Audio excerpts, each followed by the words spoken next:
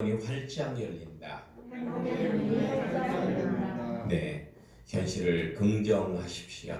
그럼 행복의 문이 활짝 열립니다. 21세기는 부정의 먹구름이 드리워진 시대입니다.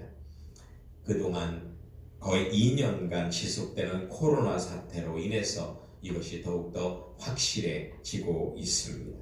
대표적으로 가정이 그런 것 같아요. 가장 긍정적이어야 할 부부 관계가 그렇지를 못합니다.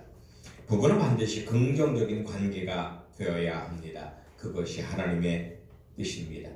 이런 말이 있더라고요. 20대 부부는 포개어 잔다고 합니다.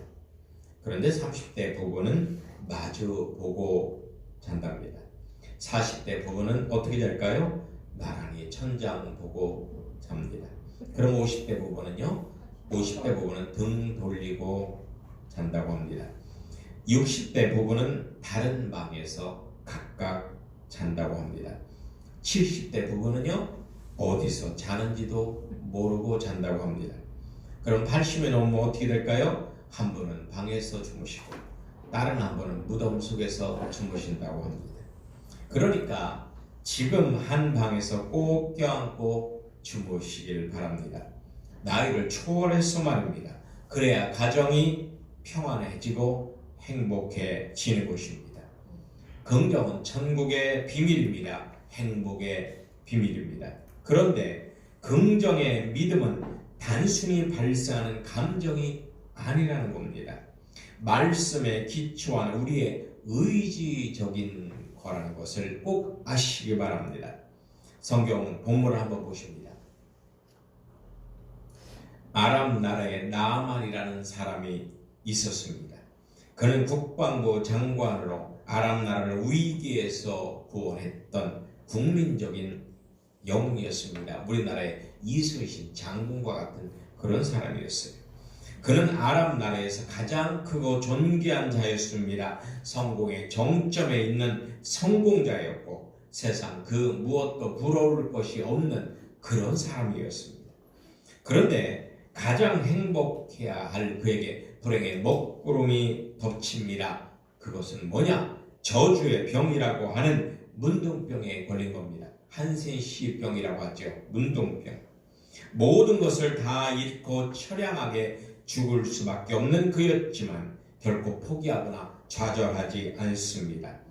결국 나아만은 이스라엘에서 잡아온 여자 어린아이의 도움으로 이스라엘의 선지자 엘리사를 찾아가게 됩니다. 그리고 엘리사의 말에 순종함으로 해서 문둥병이 완치되는 놀라운 기적을 경험합니다. 게다가 그는 육신을 구원했을 뿐 아니라 하나님을 인격적으로 만남으로 해서 그 영혼도 구원받는 그런 복을 받게 됩니다. 이로 인해 나아만은 아람 나라의 첫 번째 원주민 전도자가 되었습니다. 성경에 등장하는 최초의 선교사가 누구냐? 바로 나아만이에요. 나아만 장군이 최초의 선교사였습니다. 어떻게 하여 나아만이 최악의 절망적인 상황에서 최상의 상황으로 나아갈 수가 있었을까요? 그것은 바로 나아만의 긍정적인 가치관 때문입니다. 나아만의 긍정적인 마음 때문입니다. 나아만의 긍정 신앙이 그의 인생을 송두리째 바꾸어 놓았던 것입니다. 그의 긍정의 믿음은 육신을 고치고 그의 죽은 영혼도 구원했던 것입니다. 여러분, 인생을 멋지게 변화시키는 것은요, 돈이나 권력이나 명예나 학벌이 결코 아닙니다. 오히려 이것들은 인생을 더 추악하게 전락시킬 수도 있습니다. 진정으로 인생을 변화시킬 수 있는 건 뭐냐? 긍정적인 삶의 태도입니다. 긍정의 믿음입니다. 긍정에는 엄청난 힘이 내재해 있습니다. 우리들의 가장 큰 오판은 돈에 힘이 있다고, 돈에 능력이 있다고 생각하는 건데요.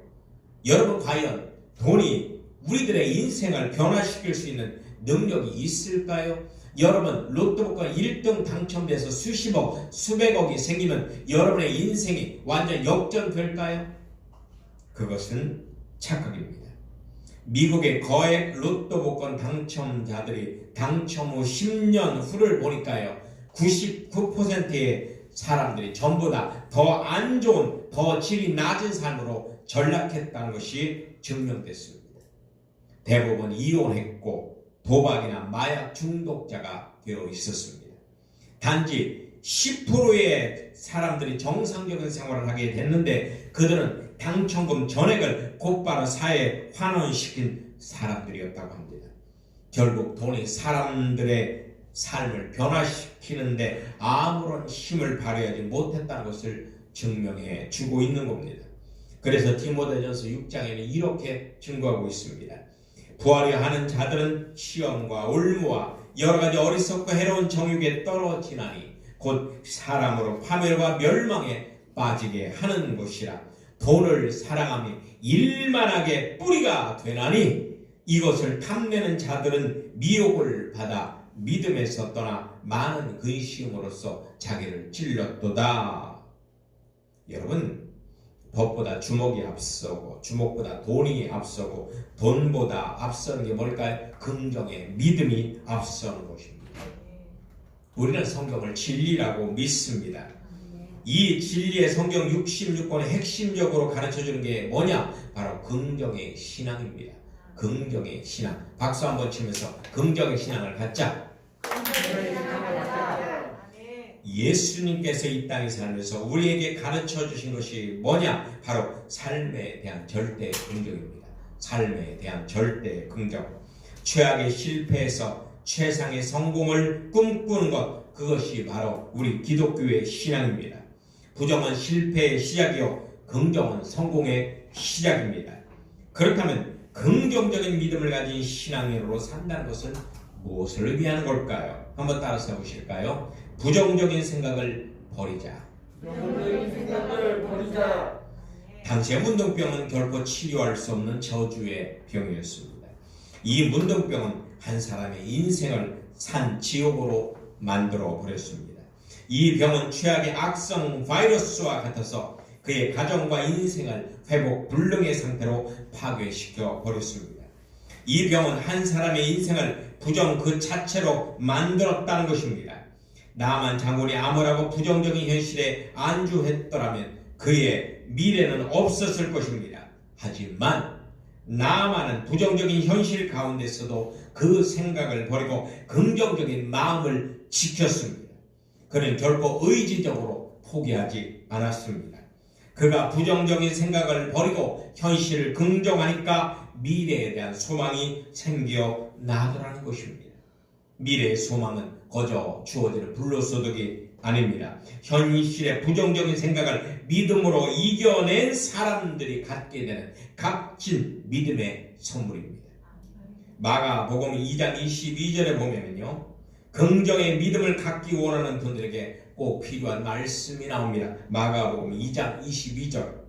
새 포도주를 낡은 가죽 부대에 넣는 자가 없나니 만일 그렇게 하면 새 포도주가 부대를 터뜨려 포도주와 부대를 버리게 되느니라. 오직 새 포도주는 새 부대에 넣느니라 하시니라.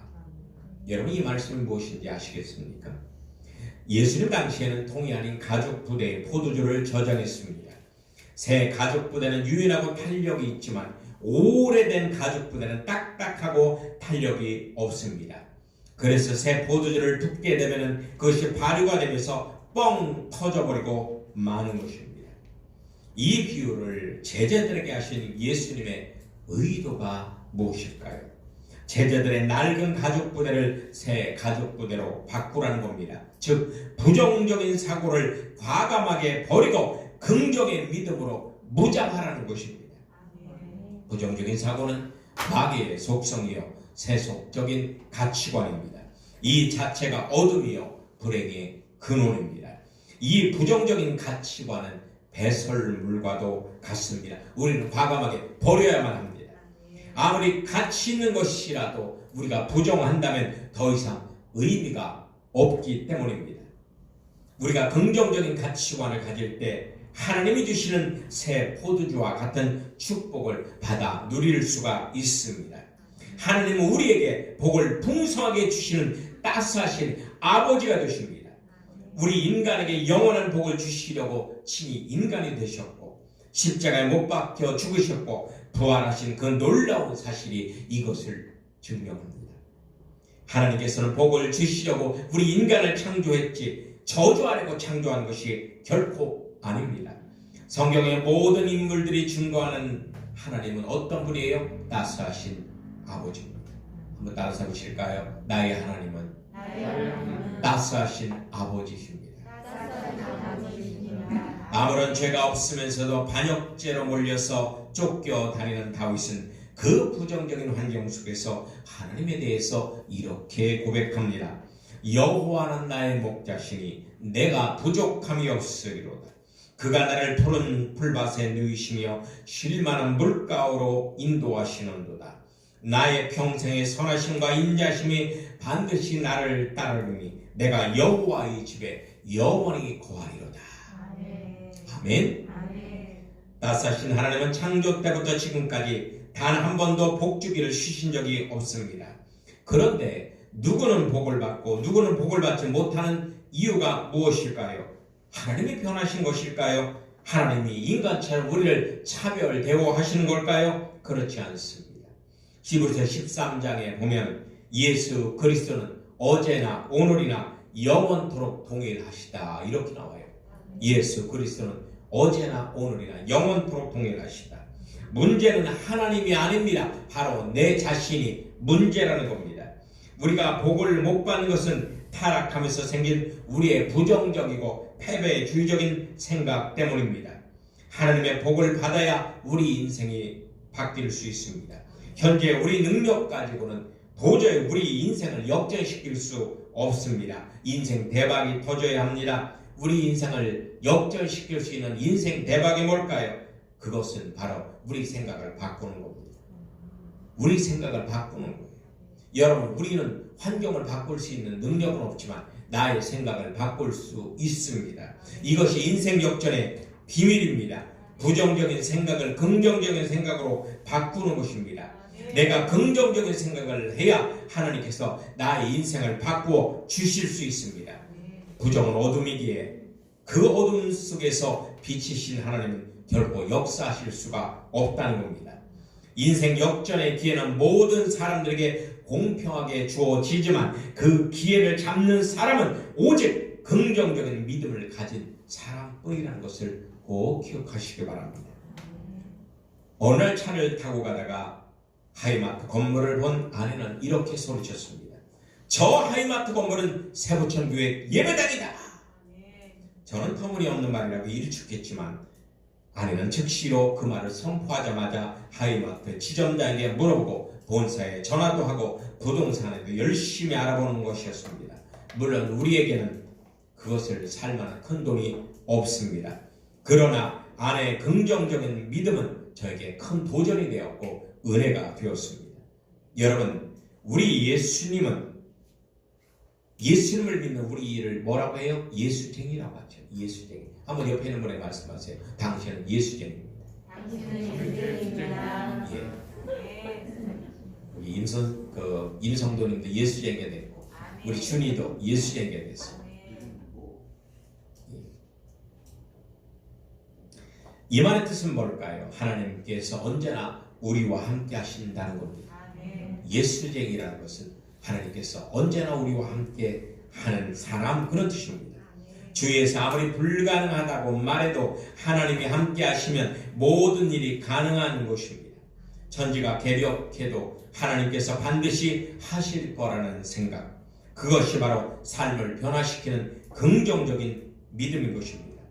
지금 여러분의 삶이 변화되기를 원하신다면 여러분 안에 뿌리 내리고 있는 부정적인 생각, 안 된다, 못한다, 불가능하다, 무모하다라는 것을 몰아내시기 바랍니다. 그리고 긍정적인 생각을 가지시기 바랍니다. 그런 긍정적인 믿음이 변화되기 위한 기본 조건이 바로 이것입니다. 두 번째로, 잘 될 거라는 높은 기대를 가지십시오. 잘 될 거야. 옆에 있는 분에게 말씀하세요. 당신은 잘 될 겁니다.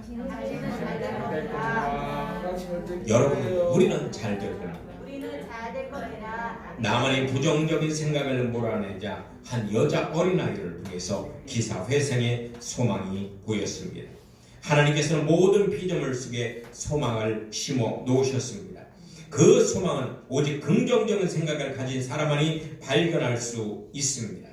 나만 장군은 미천한 노예인 한 여자 어린아이를 통해서 병이 나을 거라는 소망을 가지게 됩니다. 문제 해결의 열쇠를 찾은 것입니다. 만약에 나만이 현실의 수렁 속에 파묻혀서 부정적인 생각만 하고 있었다면 미천한 여자 노예의 소리가 들렸겠습니까? 그 하찮은 노예 어린아이를 통하여 참 소망의 빛을 볼 수나 있었겠냐 그 말입니다. 긍정하니까 하찮은 것 같은 현실에서 그 소망의 빛을 볼 수 있었던 겁니다. 소망은 높은 기대감이고 새 포도주와 같은 것입니다. 지금 여러분 안에 부정적이고 패배주의적인 생각을 몰아내셨다면 지극히 높은 기대감을 가지시기 바랍니다. 가정 행복에 대한 기대감, 그리고 자녀가 효녀가 될 거라는 기대감, 내가 하는 사업이 번창하고 성공할 거라는 기대감, 이런 기대감, 우리 교회가 부흥할 거라는 기대감, 우리 나라가 세계에서 가장 잘 사는 나라가 될 거라는 그런 기대감을 가지시란 말입니다. 기대하지 않는 좋은 일이 일어날 확률은 0%입니다. 늘 똑같은 기대라는 사람은 늘 제자리의 삶을 살게 되어 있습니다. 우리의 기대는 삶의 한계를 정하는 것입니다.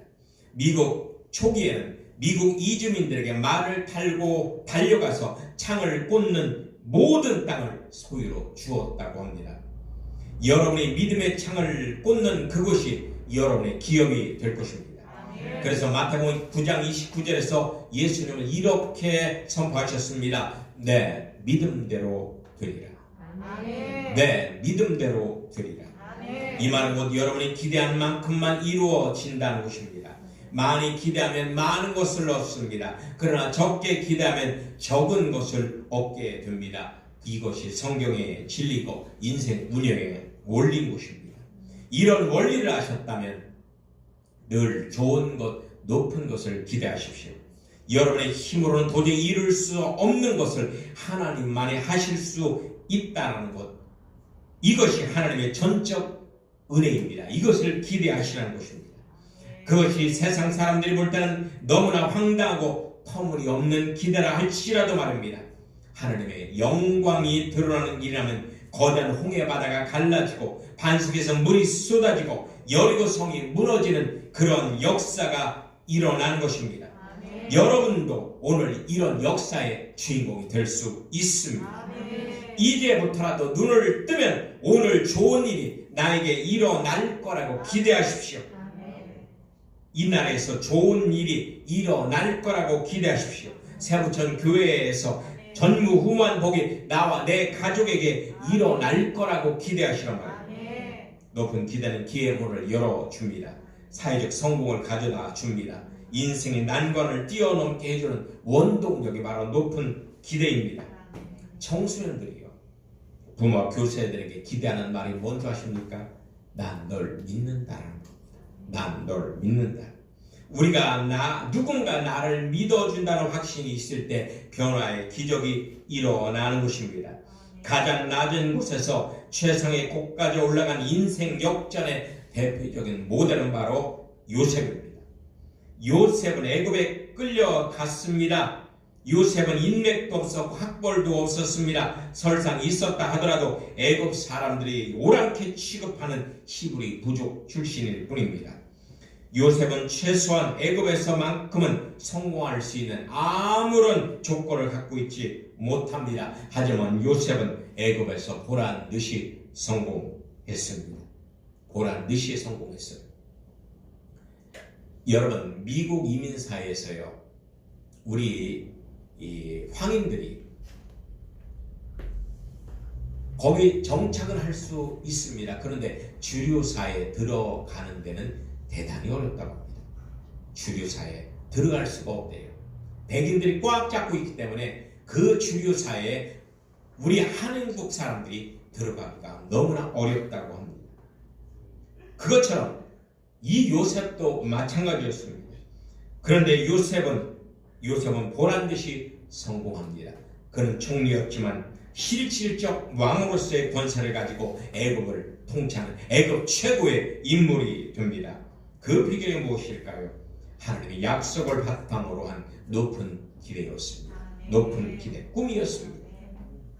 요셉은 노예로 팔려가면서도 누명을 쓰고 감옥살이를 하면서도 그의 마음에는 반드시 모든 사람들이 저라는 가장 높고 훌륭한 인물이 될 것이다 라는 꿈을 가졌습니다. 소망을 가졌습니다. 요셉이 이런 믿음 안에서의 높은 기대를 가졌는데요, 요셉을 한낱 망상가가 아닌 지극히 현실적인 성공자로 만들었던 것, 이것이 바로 높은 기대였습니다. 이런 높은 기대를 여러분들 꼭 가지시길 예수님의 이름으로 축원합니다. 마지막으로 끝까지 믿음을 지키라는 것입니다. 나아만은 치유의 높은 기대를 가지고 속국과도 같은 이스라엘 땅에 옵니다. 하지만 평민인 엘리사로부터 만남을 거부당합니다. 단지 엘리사는 그의 하인을 통해서 요단강에 가서 7번 몸을 씻으라고 전달합니다. 나아만은 자존심이 상했습니다. 포기하고 싶었습니다. 자신의 마음을 한없이 낮추기가 싫었습니다. 그러나 나아만은 자기를 이겨냅니다. 그리고 마음을 낮춥니다. 그리고 말씀에 순종합니다. 요단강 물에 들어가서 6번 씻을 때까지는 전혀 낫지 않았습니다. 하지만 마음을 끝까지 지켜서 7번을 씻으니까 완전히 고침받은 기적이 일어났습니다.